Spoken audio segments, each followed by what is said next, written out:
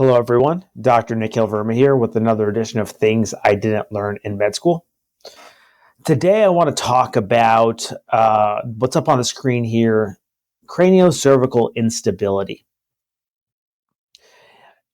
This condition is something that was thought to be theoretical in the past, and we're starting to see that maybe there's a lot more to it than we've really explored in the past. And what it is as you can see here, structural instability of the craniocervical junction, which is essentially where the the skull meets the cervical spine.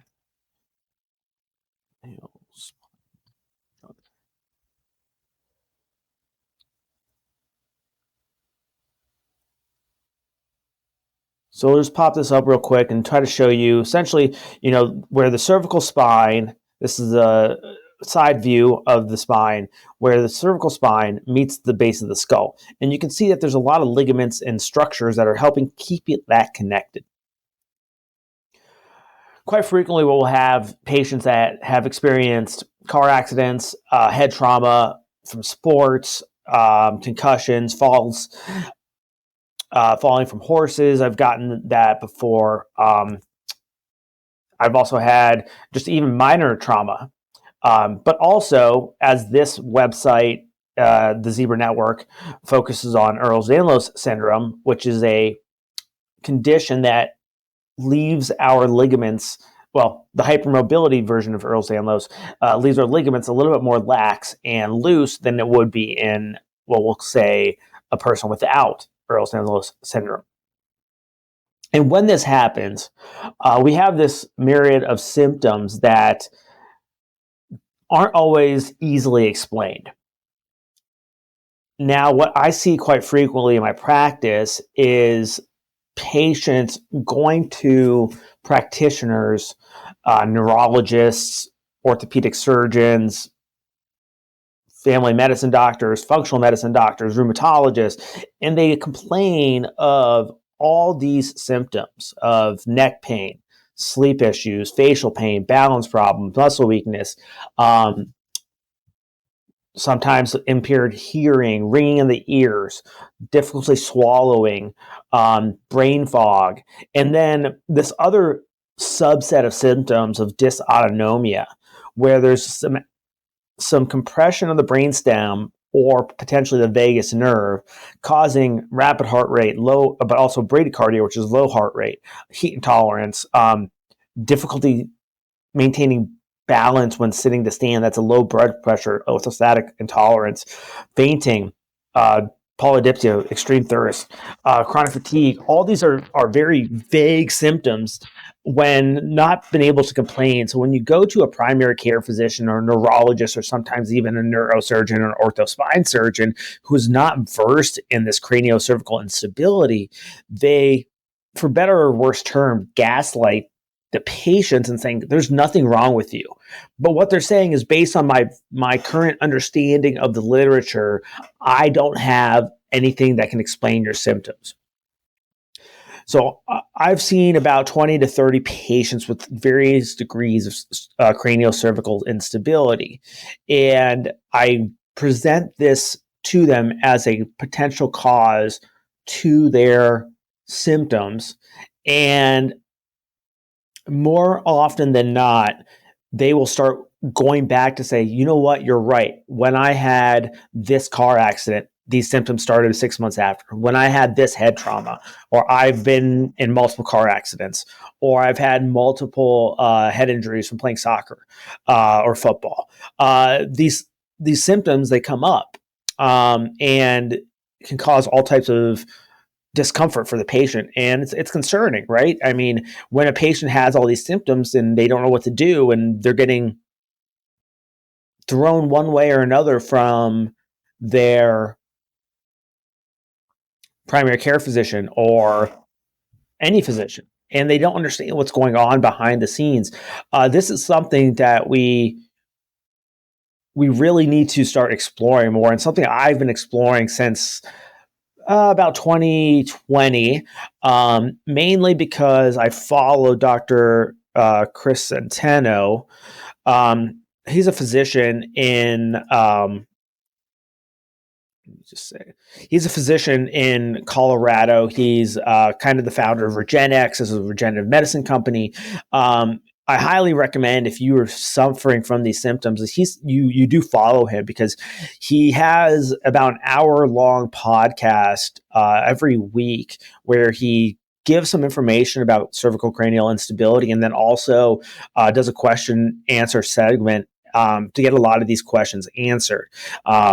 He also has patented essentially a treatment that is for a specific type and a severe type of cervical cranial instability that is non-responsive to other conservative measures.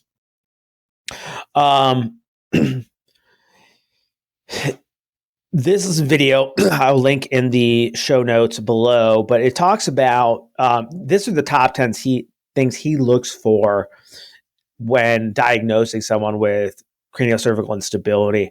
I'm not going to get too much into it. You can definitely go watch his videos. One thing that we do note is these symptoms or these syndromes are difficult to diagnose with still x-rays and still MRIs. And there are specific types of x-rays called DMX x-rays or digital motion x-rays, or full flexion, full extension MRIs of the cervical spine that can help diagnose these syndromes. But I think you have to take it all together, right? You can't just be a singular thing and say, okay, I found it on x-ray, I found it on MRI. You also have to have the symptoms that are associated with it. And I think that's what the big message is. We're trying to get that message out there, trying to get the word out there that this is an actual thing. And, we need to help people, and people need treatment options. I want to quickly talk a little bit about some of the symptoms. And here's another physician who speaks a lot about it. It's Dr. Ross Hauser.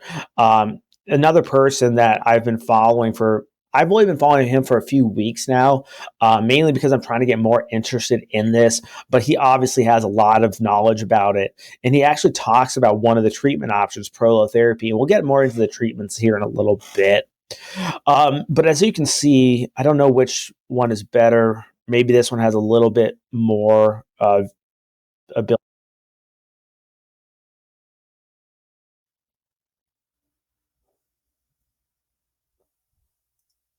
As you can see, so there's tension in the cervical spine. It causes brain stem compression, Chiari syndrome, cerebellar tonsillar ectopia, decreased brain stem to the circulation, interruption to CSF flow. That's may lead to headaches, chronic fatigue, vision changes. You're going to get some facial pain, carotid sheath compression. You can get cervical dystonias and torticollis. Vagus nerve. I'll talk about the vagus nerve in itself here in just a second. You get some glossopharyngeal compression, postural orthostatic. So all these things are related to this cervical cranial instability. So if you've been out there and you've been, we'll say, gaslit by the medical community because you can't put a finger on what's going on, this might be what's causing your symptoms. I highly recommend, I'm happy to take a look if you're in Ohio region. But I think Dr. Hauser is in Florida, if I'm not mistaken, if you go to Dr. Centeno in Colorado. But there's other practitioners throughout the U.S. that are starting to believe more in this and treat and diagnose this and also treat this. The vagus nerve is very interesting. We're starting, Dr. Centeno said he's starting to look into this mast cell activation syndrome where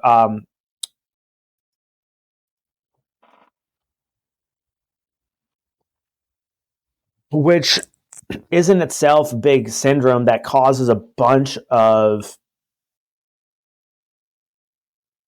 syndromes throughout the body. And you can see here, maybe I can get a better view. So similar headaches, brain fog, trouble thinking, breathing issues, heart and blood pressure issues, stomach, abdominal pain, bloating, reflux, vomiting, diarrhea, bone weakness, bone pain, fractures, and then really hives, itching, swelling, and flushing. That's typically the symptoms that we see very frequently. And then all these other things come to the forefront when we're looking at the mast cell activation syndrome.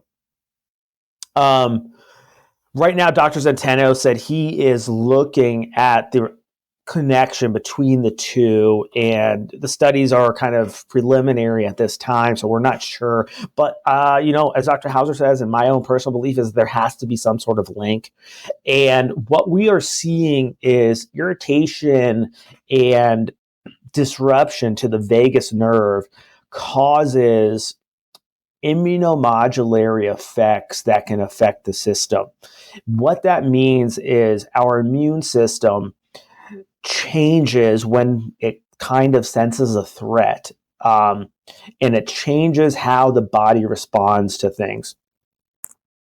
So, for example, if the vagus nerve is getting constantly irritated, it's going to change some of the inflammatory markers and modulators to activate things downstream, hence mast cell activation syndrome, systemic inflammation, autoimmune disorders, anxiety. Not to get too much in the details about this right now, but there is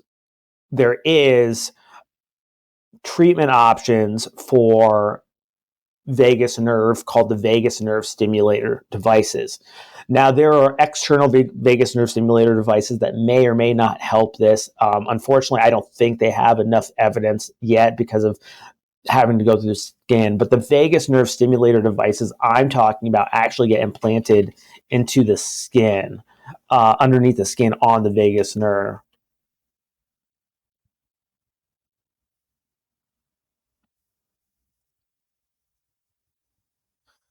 And let's see if this comes up.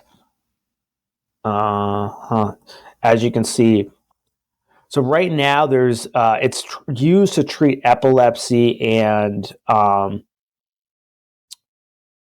seizure disorder, and we're looking at other things that it does treat. It's approved for the epilepsy and to depression, actually, which is interesting. But I'm going to look it up for rheumatoid arthritis because this is a new indication. And this is what it's talking about. So rheumatoid arthritis is an autoimmune disorder. And when they've used this for the rheumatoid arthritis, they've noted decrease of the inflammatory markers and also some sort of reduce of joint pain, swelling, stiffness, improved disease activity scores, slowing of joint damage, and reduced need for medications. Now, of course, this is an AI overview. We know that the large language modules don't always have the most accurate answers for research studies, but the study they're out there and they're growing. And I think we really see right now you can only get these treatments on the coasts, but they're really expanding really quickly to see what else we can treat for. One of my opinions is in the future, we'll be able to use this for the vagus nerve dysfunction, upper cervical instability. Another thing that I want to discuss on that topic is sometimes what we'll do in clinic is something called a stellate ganglion block, which is kind of a reset to the autonomic nervous system. And something other places will do is using regenerative medicine, a plasma lysate, which is a PRP derivative procedure to hydrodissect and inject around the vagus nerve, which can help the nerve to activate more normally.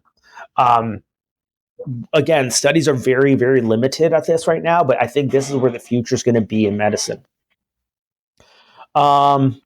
What else should I say about that? Think the next thing I should talk about is, what are the treatment options? So right now, your treatment options are basically, and if you want to stick to what insurance will pay for, is we have conservative care where we're working on postural changes in the neck, strengthening exercises, et cetera, et cetera. But one of the things that we note is patients with cervical cranial instability quite frequently have neck pain associated with tightness and stiff neck muscles. Well, this would make sense. If our muscles, if the ligaments are loose and things are moving more than they should, then the neck muscles are going to naturally tighten to help reduce that movement. So unfortunately, these patients think that they need to stretch their muscles to help loosen things up, which is counterintuitive in these points. Other patients will opt for Botox injections, which will actually loosen the muscles even more and potentially causing worsening of the symptoms. So that's something that you need to be very careful of if you do have this condition. Is like, you do not want to have overstretch your muscles. You don't want to over Botox your muscles. You want a good degree of flexibility and mobility, but you want to strengthen these muscles appropriately. There are different types of physical therapies for upper cervical spine. There are different types of chiropractic practices, upper cervical spine chiropractors. There's Scotch method. There's orthogonal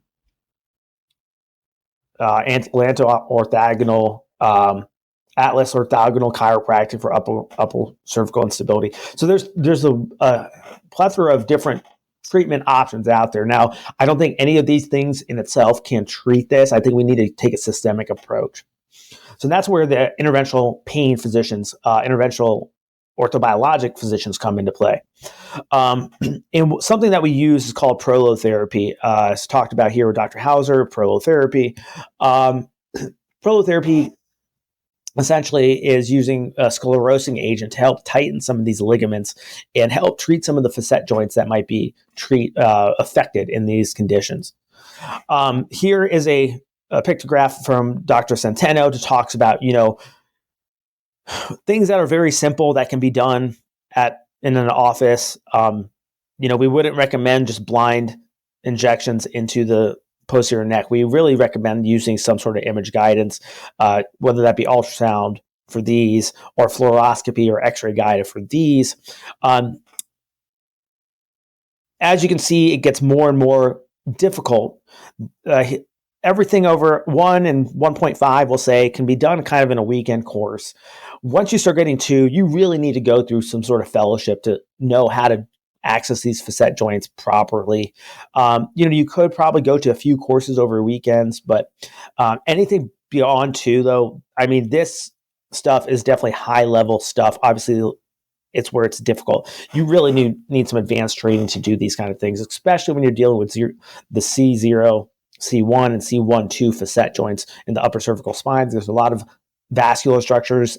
You need to know how to read the MRIs, and you need to also understand where the vessels are, as well as the nerve complexes in that area, ganglion cells. And then this is the level 5 procedures that Dr. Centeno has kind of patented. He's training people. He has a very vigorous training program to get through to that. But that's kind of, where some people go down the road and may need this advanced treatment. Now, again, I recommend, if you have these symptoms and conditions, I recommend watching his stuff, maybe setting up a consult with him, and seeing if this is the right treatment option for you. And then outside that, the only other option that we might have is surgery, where they actually go and fuse different parts of the spine, whether they fuse the base of the skull to the C1, C2 vertebrae, or they fuse lower down. Now, the problem is, when we go to surgeons, most surgeons will only know surgical treatments. And that's not a fault to them. They're trained to do something specific, something that's very, very highly skilled. So if they see a lesion or a problem that they can fix with their surgery, that's what they're going to offer. On the opposite end of the spectrum, if you go to a primary care doctor, you go to a rheumatologist, you go to a neurologist, if they don't see any structural damage, then they don't know necessarily how to treat it either. There aren't a lot of great medications for treating these kind of symptoms either. Muscle relaxers, again, can make things worse. Pain medications, most patients with these syndromes have some sort of adverse reaction to most medications in general. Again, that might be an immunomodulatory effect. It might be something different. I don't know exactly why that is. They're very sensitive to steroids, so steroid injections don't work. They actually flare up these symptoms quite frequently. So we're kind of left with the orthobiologics and people that are trained in orthobiologics and skilled in these types of procedures and injections. Again, that's something that I've been trained in through my fellowship and something I'm getting further training on. Hopefully, I'll be able to go train with Dr. Centeno more over the next few years so I can really hone this in and dial in this skill set for my patient population. I've treated about 20 to 30 patients in my own practice with this condition. To varying degrees of success, admittedly, because I'm still trying to figure out what works for each patient, and it may be a combination of different things. One of those things being an MLS laser, which may help with symptoms. And quite frequently, this is what I will stack this with my prolotherapy procedure to help with patients that have the cervical cranial instability. There's a little bit of suggestion that Pepsid may help with some of the vagus nerve dysfunction. Again, I don't know enough about that. I would recommend you talking to your physician if that's appropriate for you. But I've definitely recommended that to a few of my patients just to see if that helps. Yeah, so that is mainly what I want to talk about today. I hope you found this useful. This is something that I've been seeing a lot of more recently. There are Facebook groups, there are other support groups that I recommend if you're suffering with these symptoms to go ask questions. I'm part of those groups. I try to chime in when I can, but more frequently now I'm getting busy in the practice, so I'm more or less seeing these patients in my office now and walking them through the symptoms. Unfortunately, these procedures are nerve-wracking for some patients, and we try to give them some ease of mind that these are safe procedures. We're skilled in these procedures. And I just want to encourage you, there may be hope within these treatment options, and surgery isn't your only option. And as we get better and better data and we increase our studies and we get more information on what might be causing some of our symptoms, hopefully we'll be able to treat patients better. I'm going to put these different videos in the show notes, and I'll put some tag Dr. Centeno, Dr. Hauser, and maybe some other individuals. But I hope you found this useful. I'm really looking forward to expanding the treatment options for patients with cervical cranial instability. If you have any questions, feel free to reach out, drop me a comment. Don't forget to hit the subscribe button. And if you're looking to work with me here in the Columbus area, go to my website. You can request an appointment online, and I'm happy to help. All right, take care. Bye.